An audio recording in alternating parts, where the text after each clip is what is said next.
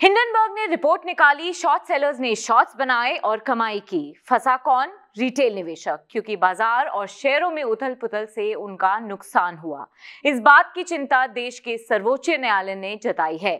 शुक्रवार को अदानी हिंडनबर्ग मामले में सेबी के खिलाफ कोर्ट की अवमानना की याचिका पर सुनवाई करते हुए सुप्रीम कोर्ट ने कई अहम टिप्पणियां की।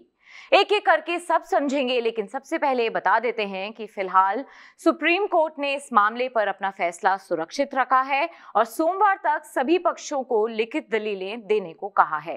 अब आते हैं सुनवाई पर। एक ऐसी सुनवाई जिसमें सुप्रीम कोर्ट ने अपना रुख एकदम साफ रखा। जहां जरूरत पड़ी वहां पीआईएल्स पर बहस कर रहे वकील प्रशांत भूषण से तीखे सवाल भी किए और हिंडनबर्ग की रिपोर्ट को किसी भी तरह से सत्य मानने से इनकार कर दिया। सुनवाई की शुरुआत हुई तो सॉलिसिटर जनरल तुषार मेहता ने बताया कि सेबी ने 24 में से 22 की जांच पूरी कर ली है। सिर्फ 2 मामलों में विदेशों से जानकारी मांगी गई है, जिसकी टाइमलाइन उनके नियंत्रण में नहीं है। सीजेआई चंद्रचूड़ ने पूछा कि क्या सेबी को जांच में शॉर्ट सेलिंग का पता चला है, जिसके जवाब में तुषार मेहता ने कहा कि शॉर्ट सेलिंग के मामले में वो एक्शन ले रहे हैं। यहां तक बहस सामान्य सवाल जवाब तक चलती है, लेकिन सुनवाई में मोड़ तब आता है जब वरिष्ठ वकील प्रशांत भूषण खड़े होते हैं और सीधा ही एक्सपर्ट कमेटी के सदस्यों पर उंगली उठा देते हैं। इसके जवाब में सीजेआई डीवाई चंद्रचूड़ कहते हैं कि अदानी ग्रुप के लिए अगर कोई वकील 2006 में पेश हुआ और आप 2023 में उस पर आरोप लगा रहे हैं, ये एकदम फेयर नहीं है। इस तरह से तो किसी भी आरोपी के लिए पेश होने वाला वकील फिर कभी जज ही नहीं बन पाएगा। किसी पर भी आरोप लगाना बहुत आसान है, हमें इससे बचना चाहिए।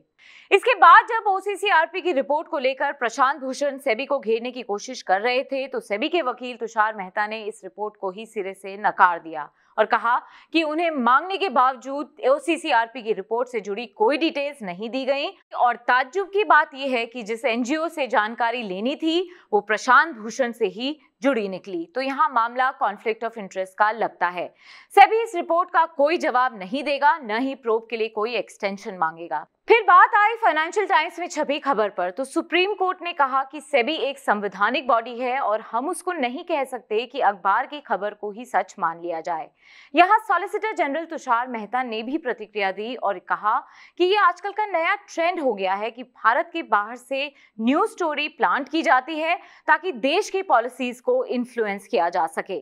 तो कुल मिलाकर देखें तो कोर्ट ने ये साफ कर दिया कि हिंडनबर्ग की रिपोर्ट को फैक्ट्स या सच की तरह नहीं मानना चाहिए और प्रशांत भूषण की सारी दलीलें सीजेआई के सवालों के सामने ढेर हो गईं।